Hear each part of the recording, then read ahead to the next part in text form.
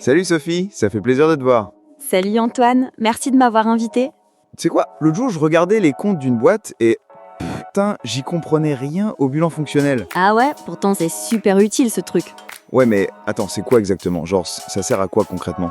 Alors en gros, c'est comme une carte routière de tes finances, tu vois.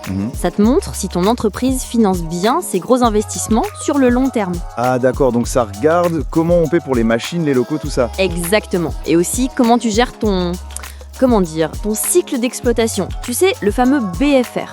Le BFR, attends, c'est quoi ça déjà? Alors le BFR, c'est, imagine, tu as tes stocks, tes clients qui te doivent de l'argent, et de l'autre côté, tu dois payer tes fournisseurs, le fisc, tout ça. Le BFR, c'est la différence entre les deux. Ah, je vois. C'est comme si l'entreprise avance du fric pour ses stocks et ses clients, mais elle doit aussi payer ses trucs rapidement. Voilà. Et si c'est positif, ça veut dire que tu dois trouver de l'argent pour couvrir ce décalage. Mais si c'est négatif, eh bien, tu génères de la trésor. Comme dans les supermarchés, par exemple. No way! Comment ça marche dans les supermarchés?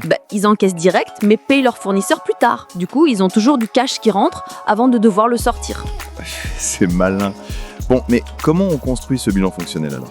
Tu pars du bilan classique et tu regroupes les trucs pas fonction. D'un côté, tes investissements lourds. De l'autre, tes ressources stables comme tes fonds propres et tes emprunts long terme. Ok, et après? Après, tu calcules 3 trucs importants. Le fonds de roulement, le BFR qu'on a dit, et la trésorerie nette. Le fonds de roulement, c'est quoi ça?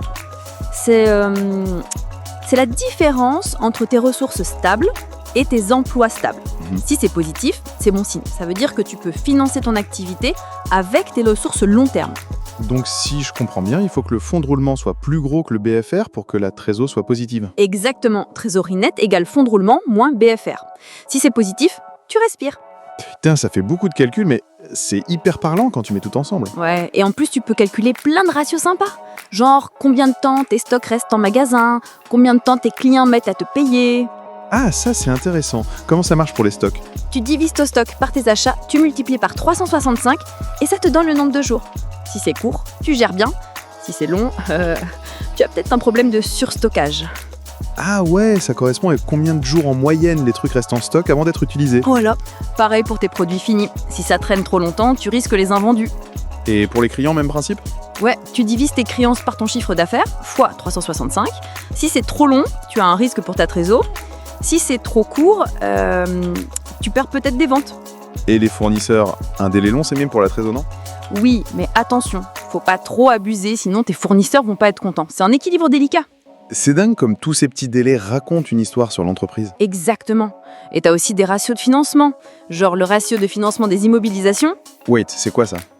qui compare tes ressources stables et tes emplois stables. Si c'est au-dessus de 1, c'est bon. En dessous, c'est risqué.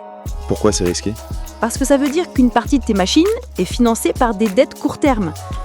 Et ça peut foutre en l'air ta trésorerie.